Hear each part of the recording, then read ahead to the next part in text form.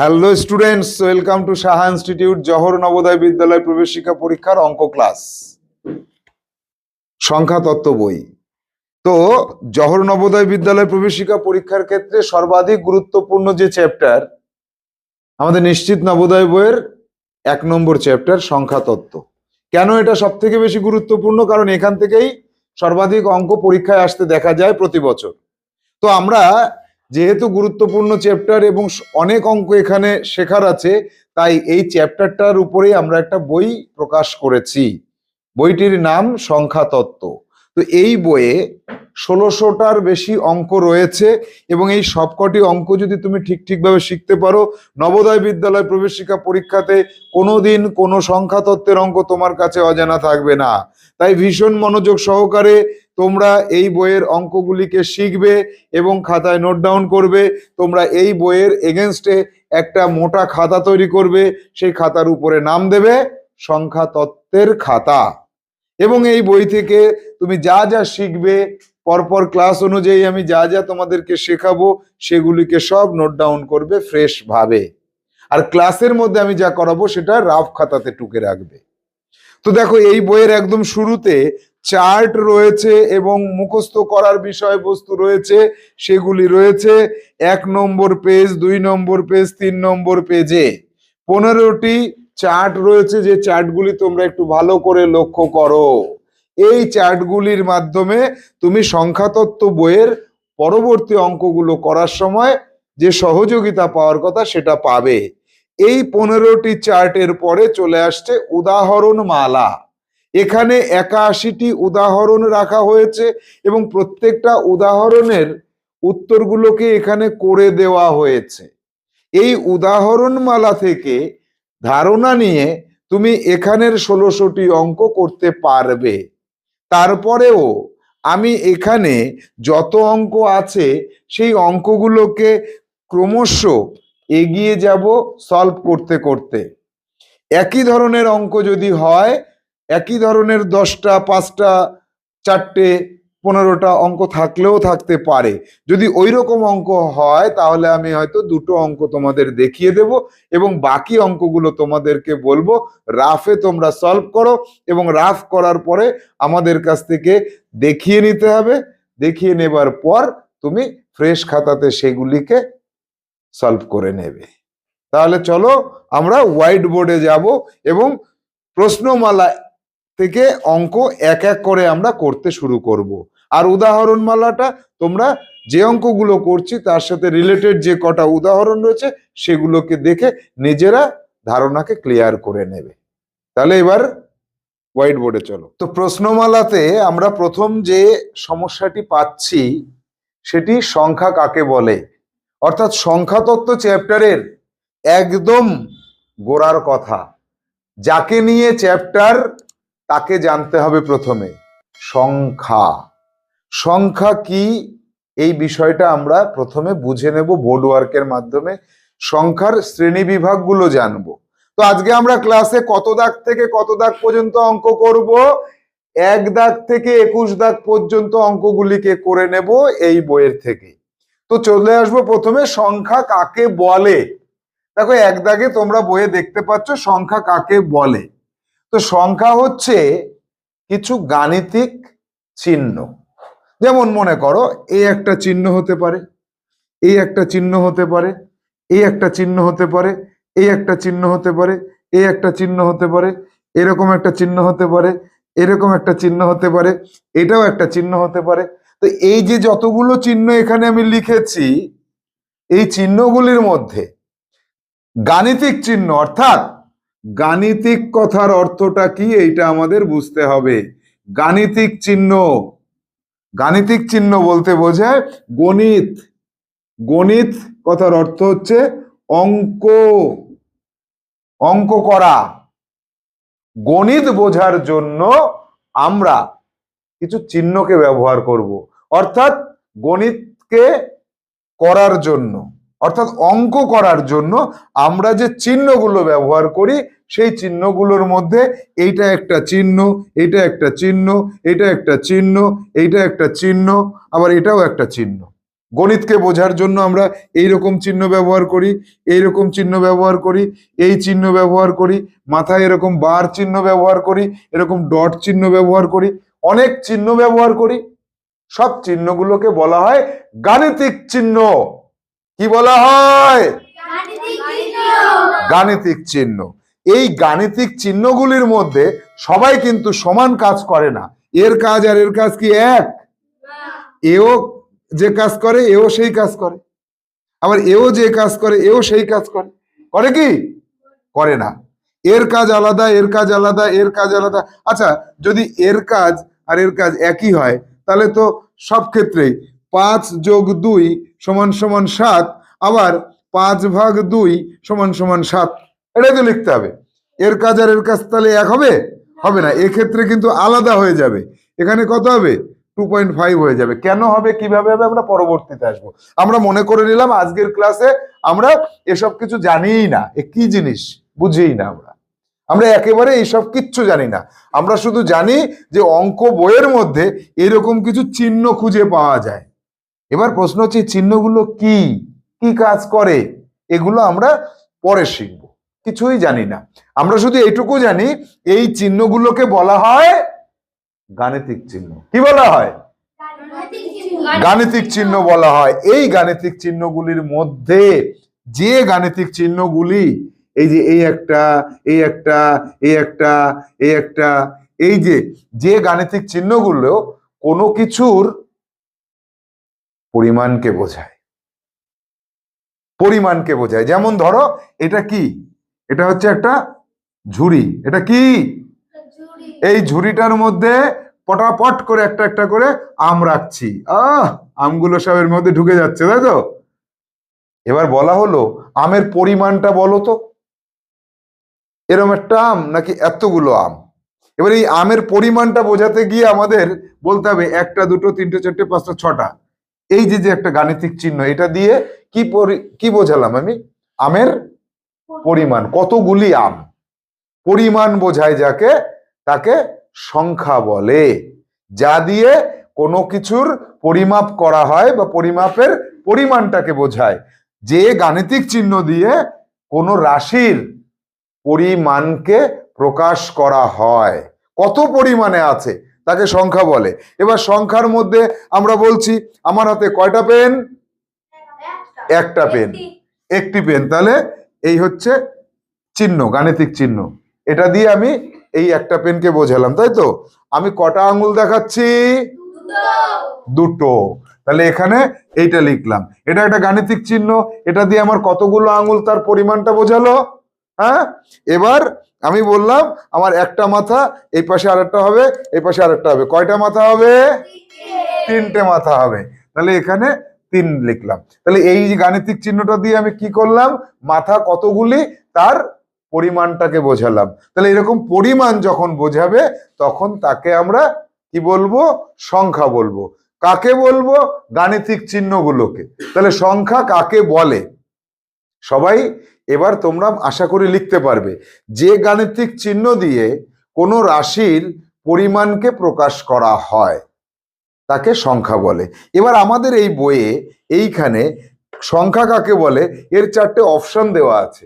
এই অপশনগুলির মধ্যে দেখবো যে কোনটা এতক্ষণ আমরা যা আলোচনা করলাম তার সাথে মিলে যাচ্ছে। দেখি কি আছে। কোন রাশির সঠিক পরিমাণ নির্দেশক গাণিতিক চিহ্ন। কোন রাশির পরিমাণকে বোঝানোর জন্য ব্যবহার করা গাণিতিক চিহ্ন। এই অপশনে আছে। এটা ঠিক হতেও পারে, নাও হতে পারে। বি অপশনে আছে কোন রাশির সঠিক পরিমাণ। কোন রাশির সঠিক পরিমাণকেই কি সংখ্যা বলে? না।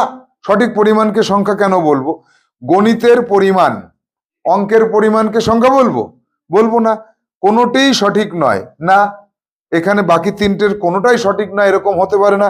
এক দাগেরটা মনে হয়েছিল খানিকটা সঠিক, এক দাগে কি ছিল যে কোনো রাশিকে সঠিকভাবে তার পরিমাণ নির্দেশ করবে যে গণিতের চিহ্ন, গাণিতিক চিহ্ন, গণিতের চিহ্ন, গণিতে ব্যবহার করা হয় যে চিহ্ন তাকে গাণিতিক চিহ্ন বলে। তাহলে সেই গাণিতিক চিহ্নকে সংখ্যা বলে।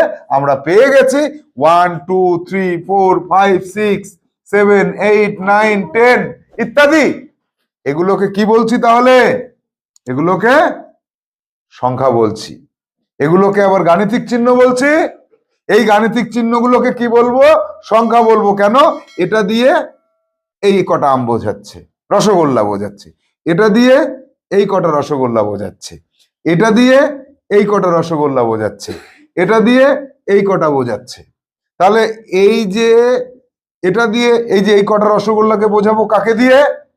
একে দিয়ে না একে দিয়ে না একে দিয়ে না একে দিয়ে না একে দিয়ে, একে দিয়ে বোঝাবো।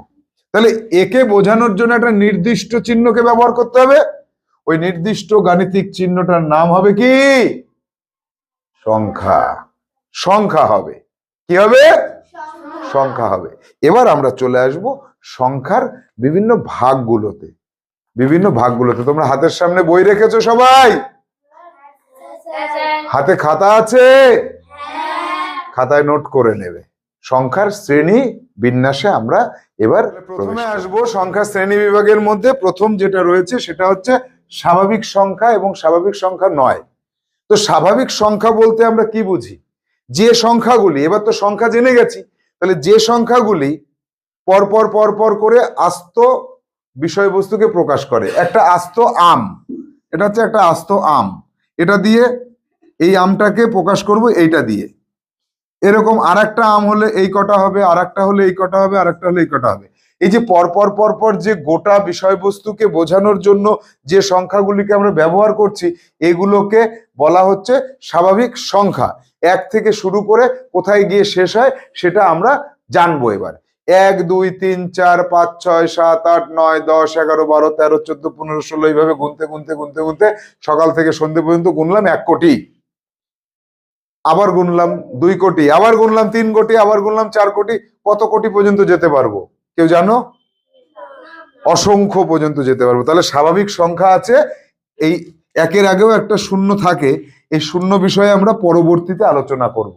শূন্যকে আমরা সংখ্যাও বলতে পারি, সংখ্যা নাও বলতে পারি, কিন্তু সেই বিষয়টাতে পরে যাব। আপাতত 1 থেকে শুরু করে অসীম পর্যন্ত যে সংখ্যাগুলি পরপর এগিয়ে যায় তাদের বলা হয় স্বাভাবিক সংখ্যা। আর স্বাভাবিক সংখ্যা নয় যেটা, সেটা আমাদের নবোদয় বিদ্যালয় প্রবেশিকা পরীক্ষার জন্য আলোচ্য বিষয়ও নয়। চলে আসবো পরবর্তী ধাপে, যুগ্ম অযুগ্ম। আরো একটা ধাপ আছে পূর্ণ সংখ্যা ভগ্ন সংখ্যা। আরো একটা ধাপ আছে মৌলিক সংখ্যা যৌগিক সংখ্যা। তো এবার আমরা যুগ্ম আর অযুগ্ম এখানে আসব। দেখো তো এখানে কয়টা আম আছে? একটা আম আছে। আর এইখানে এইখানে কটা আম আছে? দুটো আম আছে। তাহলে এইখানে যে কটা আম আছে আর এইখানে যে কটা আম আছে, এদের মধ্যে কোনো পার্থক্য খুঁজে পাওয়া যাচ্ছে? এখনো যাচ্ছে না, আর একটু পরে যাবে। এইখানে আছে 3টে আম, আর এখানে আছে 4টে আম। এবার আমরা একটু পার্থক্য খোঁজার চেষ্টা করি। এখানে দেখো আমগুলোকে জোড়ায় জোড়ায় রাখা যাচ্ছে। একটা জোড়া, দুটো মানে জোড়া, তো তাহলে এখানে একটা জোড়া, এখানে একটা জোড়া, আর এখানে একটা জোড়ার পরে অতিরিক্ত থাকছে কয়টা? একটা। তাহলে যে সংখ্যা দিয়ে আমরা কোনো রাশিকে বোঝাবো, সেই রাশিটা যদি জোড়ায় জোড়ায় থাকে সেই সংখ্যাকে বলবো যুগ্ম সংখ্যা।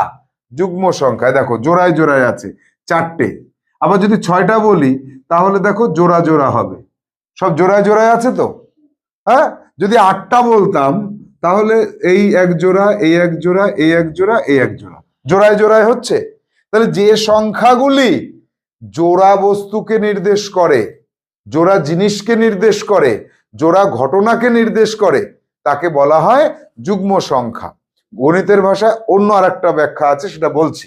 আর যে সংখ্যা দিয়ে জোড়া বস্তুকে নির্দেশ করা যায় না, একটা বাড়তি থেকে যায়, এটা আমাদের ঘরোয়া পরিবেশের ভাষা, এটা এই একটা বাড়তি থেকে গেল। আবার যদি এখানে আর দুটো আমানি তাহলে এইবার একটা জোড়া হলো, কিন্তু এই একটা বাড়তি থেকে যাচ্ছে। তাহলে এটা দিয়ে কি বোঝাচ্ছে? 1 2 3 4 5, এই যে একটা সংখ্যা, এই সংখ্যাটা দিয়ে যে কটা বস্তুকে বোঝাবো সেক্ষেত্রে দেখবো জোড়া করা যাচ্ছে কিনা। জোড়া করতে গিয়ে একটা বাড়তি থেকে যাচ্ছে। তাহলে এবার এই সংখ্যাটা কত দেখি? 2 4টে 6টা 7টা, জোড়া হয়েছে? জোড়ায় জোড়ায় কোনো বস্তুকে রাখতে গেলে একটা বাড়তি থেকে যাবে। যদি এইরকম কোনো সংখ্যা বোঝায় তাকে বলা হয় অযুগ্ম সংখ্যা বা বিজোড় সংখ্যা। তাহলে এই সংখ্যার আরেক নাম হচ্ছে জোড় সংখ্যা, জোড়, আর এটা হচ্ছে বিজোড়। তাহলে জোড় সংখ্যা, বিজোড় সংখ্যা বা যুগ্ম সংখ্যা, অযুগ্ম সংখ্যা। এবার তার গণিতের ভাষায় তার সংজ্ঞাটা কি হয়? যুগ্ম সংখ্যা, যে সংখ্যাকে 2 দিয়ে ভাগ করা যায়, ভাগশেষ 0 হয়, তাকে বলা হয় জোড় সংখ্যা। দেখা যাক, এই যে 2, একে 2 দিয়ে ভাগ করি, 2 ওকে 2, 0। এই যে সংখ্যাটা, আমি তো জানি এটা জোড় সংখ্যা, কারণ জোড়ায় জোড়ায় পেয়েছি। তাকে এবার প্রমাণ করে দেখি। 6 কে 2 দিয়ে ভাগ করো, 3 দুগুণী 6, 0। তাহলে যে সংখ্যাকে 2 দিয়ে ভাগ করলে 0 অবশিষ্ট থাকে, তাকে কি বলে? জোড় সংখ্যা বা যুগ্ম সংখ্যা বলে। আর যে সংখ্যাকে 2 দিয়ে ভাগ করলে 1 অবশিষ্ট থাকে, ওই যে একটা বাড়তি থাকে, মানে অবশিষ্ট থাকে, তাহলে যে সংখ্যাকে 2 দিয়ে ভাগ করলে সর্বদা 1 অবশিষ্ট থাকে, সেই সংখ্যাকে বলে অযুগ্ম সংখ্যা বা বিজোড় সংখ্যা। বোঝা যাচ্ছে? বেশ, এবার আসবো এই যুগ্ম অযুগ্ম এইগুলোকে বাদ দিয়ে অন্য একটা ধরনের সংখ্যায়, পূর্ণ সংখ্যা আর ভগ্ন সংখ্যা। দেখো, এইখানে একটা কেক আছে, আর এইখানে আর একটা কেক আছে। এই কেকটা, গোটা কেকটা আমি খিদে পেয়েছে পুরো খেয়ে ফেললাম। কটা খেলাম? একটা খেলাম। কটা খেলাম? আর এইখানে যে কেকটা আছে, আগে একটা কেক খেয়েছি একটু আগে, এখন আর খিদে নেই, পুরোটা খেতে পারবো না। কিন্তু আমাকে অয়ন্তিকা বলছে, না স্যার খেতেই হবে, আমাদের বাড়ি প্রথম আইসেন আজকে, না খেলে হবে না। ওইদিকে সাহিলদের বাড়িতে তো একখানা গোটা খেয়ে চলে এসছি। এবার কি হলো, এইটা খেতে গিয়ে আলাম, সাহিল এক কাজ কর, এই অয়ন্তিকা এটারে কাট, এইভাবে কাট, 1টা 2টো 3টে 4টে 5টা 6টা 7টা 8টা ভাগ কর, সমান ভাগ করবি, 8টা ভাগ কর করে আমার এই ছোটটা দে, এটা খাই, আর খেতে পারবো না নে। তাহলে এই যে কয় টুকরো খেলাম আমি? 1 টুকরো খেলাম। কয় টুকরোর মধ্যে থেকে 1 টুকরো খেলাম? 8 টুকরোর মধ্যে। যে 1/8, এটাকে বলা হয় ভগ্ন সংখ্যা, এটাকে বলা হচ্ছে ভগ্ন সংখ্যা। কেন? এই সংখ্যাটা দিয়ে বোঝাচ্ছে, গোটা জিনিসকে বোঝাচ্ছে না, গোটা জিনিসকে সমান যে কয় ভাগে ভাগ করেছি তার মধ্যে কয়টা ভাগ নিয়েছি। এবার অয়ন্তিকার মা বলো, না স্যার ওইসব শুনবো না, নে আরো খেতে হবে, আরো 2টো খান। তাহলে আরো 2টো খেলাম। এই তাহলে আমি 8 টুকরোর মধ্যে থেকে কয় টুকরো খেয়েছি? 3 টুকরো খেয়েছি। পেট কষ্ট হয়ে গেছে, আর খেতে পাচ্ছি না, আর খাবো না। এবার ওর বাবা বলছে, স্যার আর একটা খান, যে আর হবেই না। তাহলে 8-এর মধ্যে 3টে, তাহলে 3/8। এই যে 3/8, 1/8, 5/8, 6/8, 7/8, এগুলোকে বলা হয় ভগ্ন সংখ্যা। এগুলোকে কি বলা হয়? ভগ্ন সংখ্যা বলা হয়। আর এই যে সাহিলদের বাড়ি যেটা খেয়েছিলাম, 1 দিয়ে বোঝাচ্ছে গোটা কেকটা খেয়ে ফেলেছিলাম। তাহলে একটা খেলে এরকম হবে, 2টো যদি খেতাম তাহলে এইটা দিয়ে বোঝাতো, আরো যদি আরেকটা খেয়ে ফেলতাম তাহলে এটা দিয়ে বোঝাতো, ছোট ছোট কেক। এবার গেলাম কাদের বাড়ি? ঘোষবাবুদের বাড়ি। ঘোষবাবুরা কি চালাক, এরকম ছোট ছোট, এরকম গুড়েল গুড়েল টাইপের ছোট ছোট কেক বানিয়েছে পিঠের মতন। বললো, স্যার এই যে কটা দিছি খেয়ে ফেলেন, 1টা 2টো 3টে 4টে 5টা। এই এই যে চিহ্নটা, এই চিহ্ন দিয়ে এটাকে বোঝাচ্ছি। তাহলে ঘোষবাবুদের বাড়ি কটা খেলাম? এই কটা খেলাম। এটা গোটা খেয়েছি না ভেঙে খেয়েছি? গোটা খেয়েছি। তাহলে এই গোটা যে কটা খেলাম তা বোঝাচ্ছে যা দিয়ে, তাকে বলা হবে পূর্ণ সংখ্যা। তাহলে যে সংখ্যা দ্বারা, গণিতের ভাষায় বলছি এবার, যে সংখ্যা দ্বারা আস্ত জিনিস বা গোটা জিনিসকে প্রকাশ করা হয়, গোটা জিনিস বা আস্ত জিনিসের পরিমাণকে প্রকাশ করা হয়, তাকে বলা হয় পূর্ণ সংখ্যা। আর যে সংখ্যা দ্বারা একটা গোটা জিনিসের একটা খণ্ডকে প্রকাশ করা হয়, একটা অংশকে প্রকাশ করা হয়, একটা পার্টকে প্রকাশ করা হয়, সমান কতগুলো টুকরোর মধ্যে থেকে একটা টুকরো বা 2টো টুকরোকে প্রকাশ করা হয়, বা সমান কিছু টুকরোর থেকে অল্প কিছু টুকরোকে প্রকাশ করা হয়, তাকে বলা হয় ভগ্ন সংখ্যা। তাহলে গোটা আর ভাঙা, গোটা মানে পূর্ণ, ভাঙা মানে ভগ্ন। গোটা সংখ্যা বা পূর্ণ সংখ্যা, ভাঙা সংখ্যা বা ভগ্ন সংখ্যা, এই শিখলাম। এর পরবর্তী যে ধাপটা রয়েছে মৌলিক সংখ্যা এবং যৌগিক সংখ্যা, এটা আমাদের একটু ভালোভাবে বুঝে নিতে হবে।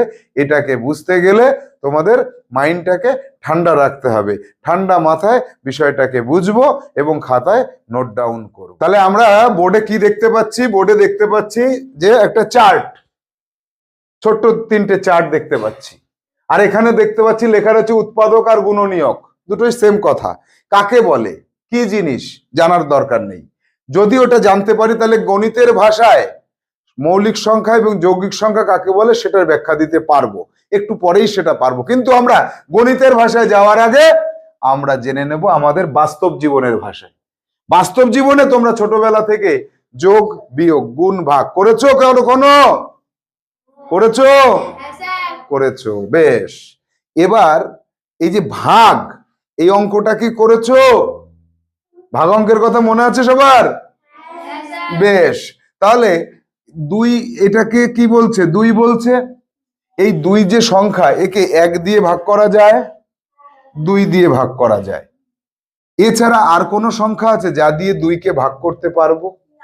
কেন? বাকি সংখ্যাগুলো 2 এর থেকে বড় হয়ে যাচ্ছে। তাহলে আমি বললাম যে না, ঠিক আছে, তাহলে এক কাজ করি, এখানে আমি 13 লিখি। 13 লিখি। 13 কে 1 দিয়ে ভাগ করা যায়? যায়। 2 দিয়ে কি 13 কে ভাগ করা যাবে? যাবে না। 3 দিয়ে কি যাবে? 4 দিয়ে কি যাবে? 13 কে 13 দিয়ে ভাগ করা যাবে। 13 দিয়ে ভাগ করা যাবে। তাহলে 13 কে কয়টা সংখ্যা দিয়ে ভাগ করতে পারলাম? ভালো করে দেখে নাও, না দেখে বলবে না। 13 কে কয়টা সংখ্যা দিয়ে ভাগ করতে পেরেছি? 2টো না 3টে? 2টো। আচ্ছা, 5 কে 1 দিয়ে ভাগ করা গেছে আর 5 দিয়ে ভাগ করা গেছে। আর কোন সংখ্যা দিয়ে যায় কিনা দেখবো। 4 দিয়ে 5 কে ভাগ করা যায় মনে হচ্ছে, যায় কি? যায় না। আচ্ছা, 5 কে 3 দিয়ে ভাগ করা যায়? যায় না। আচ্ছা, তাহলে 5 কে 1 এবং 5 দুটো সংখ্যা দিয়ে ভাগ করা গেল। এই যে দুটো সংখ্যাকে আমরা ভাগ করলাম, এক্ষেত্রে আমরা একটা কমন জিনিস পেলাম। সেই কমন জিনিসটা কি? একটু চিন্তা করো, একটু মাথা ঠান্ডা করে চিন্তা করো যে একে আর একে ভাগ করার সময় আমরা একটা বিষয় লক্ষ্য করতে পেরেছি। কি সেই বিষয়টি? যে সংখ্যাটাকে 1 এবং সেই সংখ্যা দিয়ে ভাগ করা যায়, আর কোনো সংখ্যা দিয়ে ভাগ করা যায় না, তাকে বলা হয় মৌলিক সংখ্যা। তাহলে 5 কে অথবা 13 কে, অথবা এখানে যদি 5-এর জায়গায় আমরা 19 লিখতাম, তাহলে 19 কে 19 দিয়ে ভাগ করা যায় আর 1 দিয়ে ভাগ করা যায়। 2 দিয়ে যায় না, 3 দিয়ে যায় না, 4 দিয়ে যায় না, 5 দিয়ে যায় না, কোনো কিছু দিয়ে যায় না। তাহলে যে সংখ্যাকে 1 এবং সেই সংখ্যা দিয়েই ভাগ করা যায়, আর কোনো সংখ্যা দ্বারা ভাগ করা যায় না, সেই সংখ্যাটাকে বলা হয় মৌলিক সংখ্যা। এই সংখ্যার একটা বৈশিষ্ট্য আছে, কি? একে দুটো সংখ্যা দিয়েই ভাগ করা যাবে। সেই দুটো সংখ্যা কি কি? 1 এবং সে নিজে। 1 এবং সে নিজে। এইবার আমরা যদি এইভাবে ব্যাখ্যা করি যে সংখ্যাকে 1 এবং সেই সংখ্যা দিয়েই ভাগ করা যায়, অন্য কোনো সংখ্যা দ্বারা ভাগ করা যায় না, তাকে মৌলিক সংখ্যা বলে। তাহলে এই যে কথাটা বললাম, কথাটার মধ্যে কোনো ভুল আছে? ভুল নেই, কারণ 1 এবং সেই সংখ্যা দিয়েই শুধু ভাগ করতে পারছি। 1 এবং সেই সংখ্যা, এই যে 1 আর সেই সংখ্যা 19। তাহলে 1 এবং সেই সংখ্যা নিজেকে দিয়েই ভাগ করা যায়, অন্য কোনো সংখ্যা দিয়ে ভাগ করা যায় না। এরকম সংখ্যাকে কি বলবো? মৌলিক সংখ্যা বলবো। একে কি বলবো আমরা? মৌলিক সংখ্যা বলবো। একে মৌলিক সংখ্যা বলবো। আর এর পরের চার্টে গিয়ে আমরা এই বৈশিষ্ট্যটার বাইরে অন্য বৈশিষ্ট্য খুঁজে পাচ্ছি। কি পাচ্ছি দেখো, 8 কে 1 দিয়ে ভাগ করা যায়, হ্যাঁ কি না? যায়। 2 দিয়ে ভাগ করা যায়, 4 দুগুণে 8, যায়। 4 দিয়ে ভাগ করা যায়, 4 দুগুণে 8। 8 দিয়ে ভাগ করা যায়, 8 অক্ষে 8। তাহলে এই যে একটা সংখ্যা পেয়েছি, এর ক্ষেত্রে 1 দিয়ে এবং সেই সংখ্যা দিয়ে তো ভাগ করা যাচ্ছে, তাছাড়াও আরো অতিরিক্ত দুটো সংখ্যা দিয়ে ভাগ করা গেছে। এই দুটো সংখ্যা দিয়ে ভাগ করা গেল না? হ্যাঁ, এইরকম দেখো। এবার যদি আমরা বলি 15 কে করবো, তো আর একটা দেখি। 15 কে 1 দিয়ে ভাগ করা যায়, 15 দিয়েও ভাগ করা যায়। এদিকে আবার 3 দিয়ে ভাগ করা যায়, এদিকে আবার 5 দিয়ে ভাগ করা যায়। তাহলে 1 এবং সেই সংখ্যা দিয়ে ভাগ করার পরেও অন্য কোনো সংখ্যা দিয়ে যদি ভাগ করা যায়, কোনো সংখ্যাকে সেই সংখ্যার নাম হয় যৌগিক সংখ্যা। কি হয় তার নাম? যৌগিক সংখ্যা হয়। তাহলে এই 15 আর 8 এই দুটোকে আমরা কি বলবো? এই দুটোকে বলবো যৌগিক কি সংখ্যা বলবো? যৌগিক সংখ্যা বলবো। তাহলে এইবার আমরা যৌগিক সংখ্যা কাকে বলে যদি প্রশ্ন করি, যৌগিক সংখ্যা কাকে বলে, তাহলে বলবো যে সংখ্যাকে এক এবং সেই সংখ্যা দিয়ে ভাগ করা যায়, পাশাপাশি অন্য যে কোনো একটি বা দুটি বা তিনটি সংখ্যা দিয়ে ভাগ করা যায়, তাকে বলা হয় যৌগিক সংখ্যা। আবার বলছি, আবার শোনো, এবার শুনে বলতে হবে। যে সংখ্যাকে এক এবং সেই সংখ্যা দিয়ে ভাগ করা যায়, পাশাপাশি অন্য কোনো সংখ্যা দিয়েও ভাগ করা যায়, তাকে বলা হয় যৌগিক সংখ্যা। কারেক্ট। আর যে সংখ্যাকে এক এবং সেই সংখ্যা দিয়ে ভাগ করা যায়, এছাড়া আর কোনো সংখ্যা দিয়ে ভাগ করা যায় না, তাকে কি বলে? মৌলিক সংখ্যা। এবার চলে আসবো কোন জায়গাটায়, একটু লক্ষ্য করো, এই জায়গাটায়। এটা কি উৎপাদক অথবা গুণনীয়ক, দুটোই সেম। এটাও যা এটাও তাই। এটা হচ্ছে সাদা রসগোল্লা, এটা গুড়ের রসগোল্লা। উৎপাদক আর গুণনীয়ক দুটোই খেতে মিষ্টি, দুটোই একই জিনিস। কাকে বলে এটা বুঝতে হবে। কাকে বলে দেখো, এইখানে 19কে 1 দিয়ে ভাগ করা গেছে, যদি কোনো সংখ্যা দিয়ে একে ভাগ করা যায়, এটাকে বলা হবে এর উৎপাদক। তাহলে 9-এর কি এটা? 19-এর কি এটা? তাহলে এটাও উৎপাদক, এটাও উৎপাদক, অথবা গুণনীয়কও বলতে পারি। তাহলে এটাও গুণনীয়ক, এটাও গুণনীয়ক, এটাও উৎপাদক, এটাও উৎপাদক। তাহলে 19-এর কয়টা উৎপাদক পেলাম? দুটো পেলাম। 13-র 1 দিয়ে ভাগ করা গেছে, এটা কি 13-র উৎপাদক?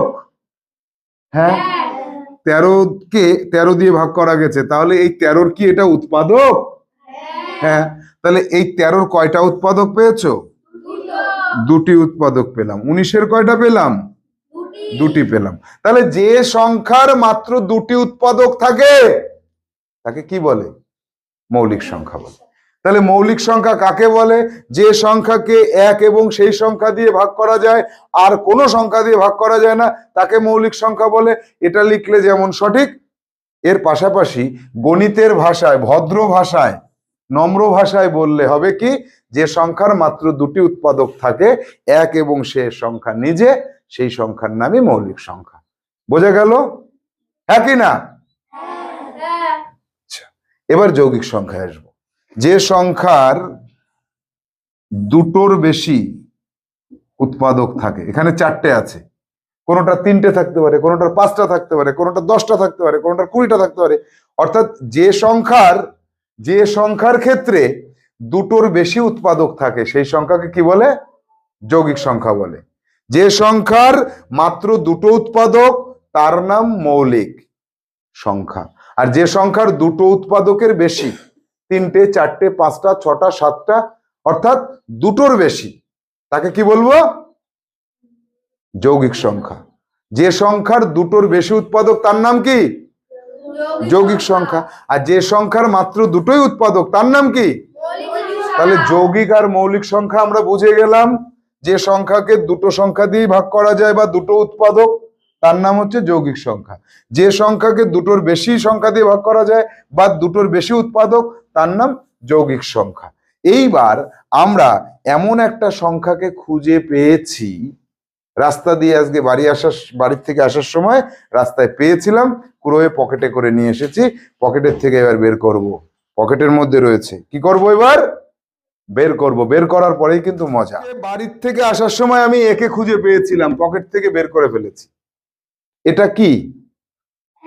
এক। এটাকে কি বলে? এক বলে। তাহলে এবার এই একের ক্ষেত্রে আমরা যৌগিক মৌলিক এই টেস্টিংটা করব। যেমন 5-এর ক্ষেত্রে পেয়েছিলাম কয়টা?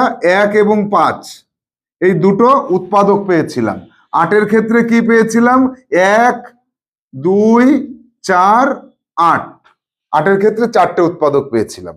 তাহলে এক্ষেত্রে দুটো পেয়েছিলাম, তাই একে বলেছিলাম মৌলিক। আর এক্ষেত্রে দুটোর বেশি পেয়েছিলাম, তাই একে কি বলেছিলাম? যৌগিক সংখ্যা। একের ক্ষেত্রে এটার রাস্তায় পেয়েছি, তো এটার আলাদা রাখি। এর ক্ষেত্রে দেখতে পাচ্ছি এর একটা উৎপাদক হচ্ছে এক, আর ও নিজেও এক। আর একবার কি লিখবো, এরকম আর একবার লিখবো? আর একবার লিখলে তো সেই একই হয়ে যাচ্ছে। তাহলে এর ক্ষেত্রে দুটো কমপক্ষে উৎপাদক থাকতে হতো। মৌলিক সংখ্যা হতে গেলে দুটো উৎপাদক থাকতেই হবে। মৌলিক সংখ্যা হতে গেলে কয়টা উৎপাদক থাকতে হবে? কমপক্ষে দুইটি। এই দুইটি, না কমপক্ষে না, দুটোই থাকতে হবে, দুটোর বেশি হলে আবার হবে না, দুটোই। তাহলে দুটো তো এখানে নেই, তাহলে একে কি মৌলিক সংখ্যা বলা যাবে? তাহলে একে আমরা যদি লিখি যে এক একটা মৌলিক সংখ্যা, তাহলে সবাই কেটে দেবে না আমাদের? আচ্ছা, এবার দুটোর বেশি হয়ে গেলে তখন হয় যৌগিক। এর ক্ষেত্রে কি দুটোর বেশি? তাহলে এক্ষেত্রেও যদি আমি বলি এক একটা যৌগিক সংখ্যা, তাহলে লোকে কেটে দেবে না?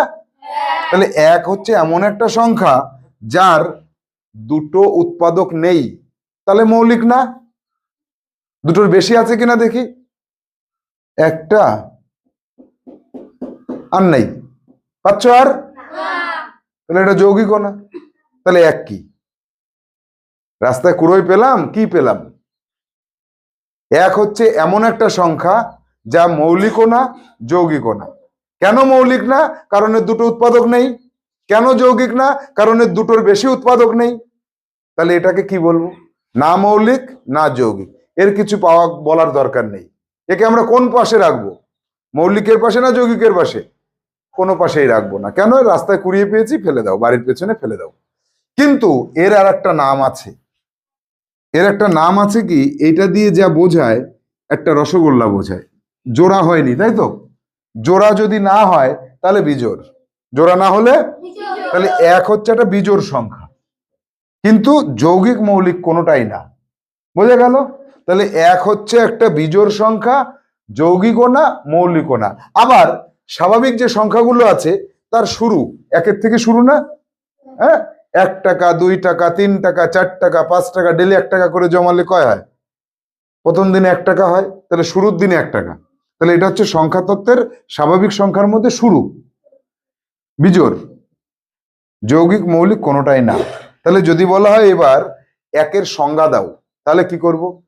এক হচ্ছে সংখ্যা তত্ত্বের স্বাভাবিক সংখ্যার শুরু, এটা একটা বিজোড় সংখ্যা, এটা মৌলিক যৌগিক কোনো পর্যায়ের মধ্যে পড়ে না। বোঝা গেল? এক? বেশ, এবার আসবো আমরা আমাদের এই বইয়ের 1 থেকে 21 পর্যন্ত যে সমস্যাগুলি আছে সেগুলিকে এবার পরপর পরপর করে বুঝে নেওয়ার চেষ্টা করব। এক দাগে ছিল সংখ্যা কাকে বলে, তাহলে গাণিতিক চিহ্ন যেটা দিয়ে রাশির পরিমাপ করা হয়। 2 দাগে কি আছে? কোন জোড়া যুগ্ম অযুগ্ম, এখানে জোড়া রয়েছে। এ দাগে আছে 2 আর 4, বি দাগে আছে 16 আর 24, সি দাগে আছে 16 আর 97, আর ডি দাগে আছে 99 101। তাহলে 99 আর 101 দুটোই বিজোড়, অর্থাৎ দুটোই অযুগ্ম। আর 16 আর 97, 16 যুগ্ম 97 অযুগ্ম। তাহলে এখানে কি পাচ্ছি? কোন জোড়া যুগ্ম অযুগ্ম? উত্তর হবে কোনটা? সি অপশনটা উত্তর হবে। এবার চলে যাব 3 দাগে, কোন জোড়া মৌলিক আর যৌগিক। তাহলে মৌলিক যৌগিকে চলে আসি, যে 3 5 দুটোই মৌলিক, বাদ দাও। 17 19 দুটোই মৌলিক, বাদ দাও। 24 25 দুটোই যৌগিক, বাদ দাও। 37 আর 38, 37 মৌলিক 38 যৌগিক। তাহলে ডি হবে সঠিক উত্তর। চলে আসবো 4 দাগে, পূর্ণ সংখ্যা 9 কোনটি? যে মাঝখানে 9 আছে না, পরীক্ষার হলে এটাই আসলে অনেকে ভুল করে, 9 কথাটা দেখে না। কি দেখে? পূর্ণ সংখ্যা কোনটি। আরে পূর্ণ সংখ্যা কোনটি? সবকটাই তো পূর্ণ সংখ্যা। পূর্ণ সংখ্যা 9 কোনটি? তাহলে দেখো, পূর্ণ সংখ্যা 909 806 351 সবই তো পূর্ণ সংখ্যা। 1 2 3 4 5 6 7 8 9 10 সব তো পূর্ণ সংখ্যা। এখানে ডি দাগে আছে 5.235। 5.235 কথার অর্থ কি? এখানে আছে 5.235, এই 5টা হচ্ছে পূর্ণ, কিন্তু পয়েন্টের পর এটা হচ্ছে ভেঙে গেল, এটাকে ভগ্ন বলা হয়। তাহলে এটা পূর্ণ সংখ্যা নয়, এটাকে কি বলবো?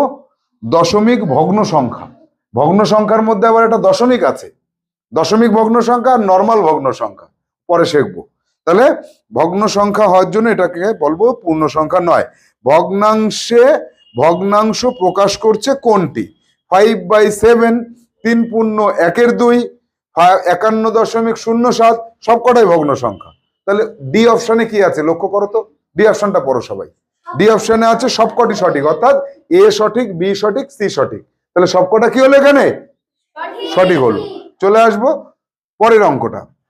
3 দ্বারা বিভাজ্য সংখ্যাগুলি কি সর্বদাই যুগ্ম সংখ্যা হয়? 3 অক্ষে 3 অযুগ্ম, 3 দুগুণী 6 যুগ্ম, 3 তিরিকে 9 অযুগ্ম, 3 চারি 12 যুগ্ম, 3 পাঁচা 15 অযুগ্ম। তাহলে 3 দ্বারা বিভাজ্য সংখ্যা কি সবসময় যুগ্ম হয়? তাহলে উত্তর হবে বি, না, তাই তো? আচ্ছা, 7 দাগে মৌলিক সংখ্যা কেন যৌগিক সংখ্যার তুলনায় কম সংখ্যক হয়ে থাকে? তাহলে আমরা একটা কাজ করি, আমরা একটুখানি চিন্তা ভাবনা করে দেখি। আমাদের এই বইয়ে একটা চার্ট আছে, পরবর্তীতে তোমরা পেয়ে যাবে, বা নিশ্চিত নবোদয় বই তো একটা চার্ট আছে 1 থেকে 100 পর্যন্ত সংখ্যা। দেখো 2, 5, 2, 3, 5, 7, তারপরে 11, তারপরে 13, তারপরে 17, তারপর 19, তারপরে 21, 22, 23, তারপর 24, 25, 26, 27, 28, 29, এইভাবে 1 থেকে পরপর পরপর এগিয়ে যত যাব, 1 কোটি, 2 কোটি, 100 কোটি, 500 কোটি, 600 কোটি পর্যন্ত যখন এগিয়ে যাব, তার মধ্যে আমরা দেখব মৌলিক সংখ্যা কম সংখ্যক আসে, তার থেকে বেশি সংখ্যায় যৌগিক সংখ্যা আসে। এটাই হচ্ছে কারণ। তাহলে এটা কি করব আমরা? এখানে অপশনগুলোকে লক্ষ্য করব। ক্রমশ অগ্রসর হলে যৌগিক সংখ্যা বেশি মাত্রায় পাওয়া যায়।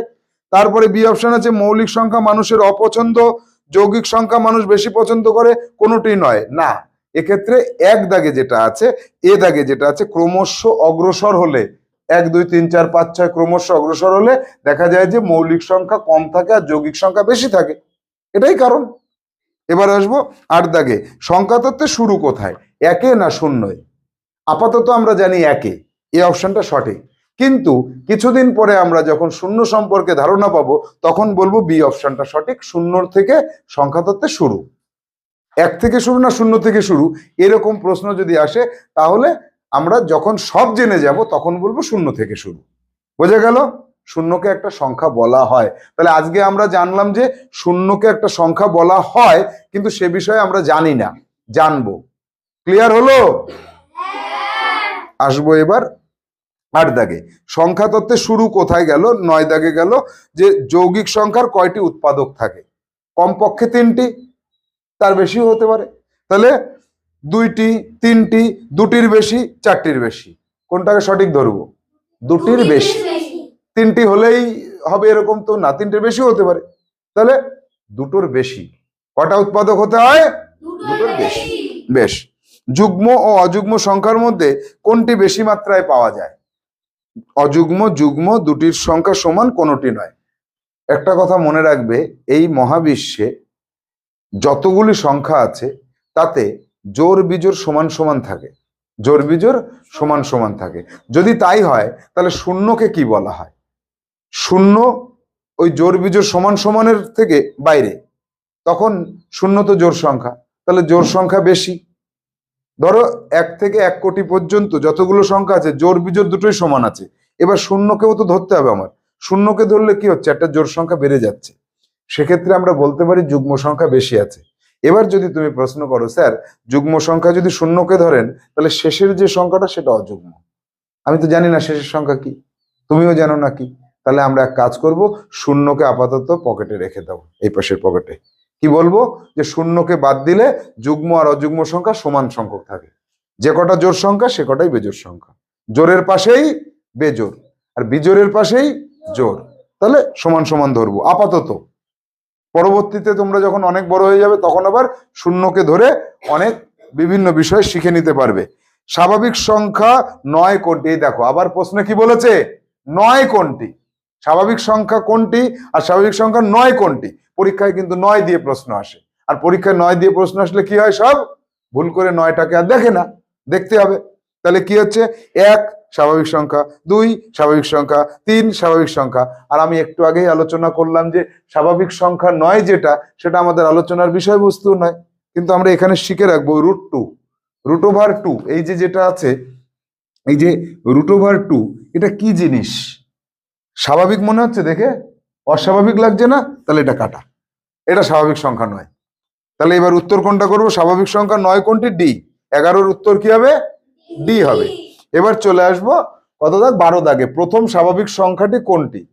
প্রথম স্বাভাবিক সংখ্যা 1, প্রথম স্বাভাবিক সংখ্যা ডি 1। তারপরে 13 দাগে এক অঙ্কের ক্ষুদ্রতম সংখ্যা কত? 1। আচ্ছা, এক অঙ্কের বৃহত্তম সংখ্যা কত? 9। 9 পরেই তো 10, 10 তো আর এক অঙ্কের না। এবার বিষয় হচ্ছে অঙ্ক কাকে বলে। এইবার দেখো অঙ্ক, এই অঙ্ক আর এমনি অঙ্ক এক না। এখানে একটা সংখ্যা, এই সংখ্যাটা 5203, এটা একটা কি সংখ্যা? এর প্রত্যেকটাকে অঙ্ক বলে। একটা অঙ্ক, দুটো অঙ্ক, তিনটা অঙ্ক, চারটা অঙ্ক। তাহলে অঙ্ক কাকে বলে? একটা সংখ্যার সবচেয়ে ছোট পার্ট, যেটা এ একটা পার্ট, এ একটা পার্ট, এ একটা পার্ট, এ একটা পার্ট। একটা সংখ্যার ছোট ছোট পার্ট গুলোকে কি বলে? অঙ্ক বলে। তাহলে এক অঙ্ক, দুই অঙ্ক, তিন অঙ্ক, চার অঙ্ক। তাহলে এক অঙ্ক এখান থেকে শুরু হচ্ছে, 2 3 4 5 9, এই 10-এ গিয়ে কি হলো? দুটো অঙ্ক হয়ে গেল না? তাহলে এক অঙ্কের বড় সংখ্যা হচ্ছে 9 আর ছোট সংখ্যা হচ্ছে 1। বৃহত্তম সংখ্যা 9 আর ক্ষুদ্রতম সংখ্যা 1। আর এর পরে কি হচ্ছে? দুই অঙ্কের সংখ্যা চলে যাচ্ছে। তাহলে দুই অঙ্কের সবচেয়ে ছোট সংখ্যা কত? 10। সবচেয়ে বড় হচ্ছে 99। এরপরে 100, তিন অঙ্কের সংখ্যা চলে যাচ্ছে। বোঝা গেল এটুকু? এবার চলে আসবো পরের সংখ্যা, পরের অঙ্ক। তাহলে এক অঙ্কের ক্ষুদ্রতম বৃহত্তম যখন শিখে গেলাম, 15 দাগে গিয়ে দেখি অন্য অঙ্ক আছে কিনা। যে এক অঙ্কের সংখ্যা কয়টি, দুই অঙ্কের সংখ্যা কয়টি, তিন অঙ্কের সংখ্যা কয়টি, চার অঙ্কের সংখ্যা কয়টি, এরকম যদি হয় তাহলে তোমাদের একটা সূত্র শিখিয়ে দিচ্ছি। এক অঙ্কের সংখ্যা আছে 9টি। দেখো গুনে দেখো, 1 2 3 4 5 6 7 8 9, কটা আছে? দুই অঙ্কের সংখ্যা 10-এর থেকে শুরু হয়ে 99 পর্যন্ত। এই যে 99 আর এখানে 10, এই 10-এর থেকে 99 পর্যন্ত গুনে দেখো 90টি হবে। কয়টা হবে? 90টি হবে। 90টি কয় অঙ্কের সংখ্যা আছে? দুই অঙ্কের। তিন অঙ্কের সংখ্যা 100 থেকে শুরু করো, 999 পর্যন্ত যাও, দেখবা যে 900টা আছে। কয়টা আছে? চার অঙ্কের সংখ্যা আছে, এই 9-এর পরে 3টে শূন্য। এটারে মনে রাখবো কিভাবে তাড়াতাড়ি? এক অঙ্কের সংখ্যা কয়টি আছে? 9টি। দুই অঙ্কের সংখ্যা কয়টি আছে? 9-এর পরে একটা শূন্য। তিন অঙ্কের সংখ্যা কয়টি আছে? 9-এর পরে দুটো শূন্য। চার অঙ্কের সংখ্যা কত আছে? 9-এর পরে 3টে শূন্য।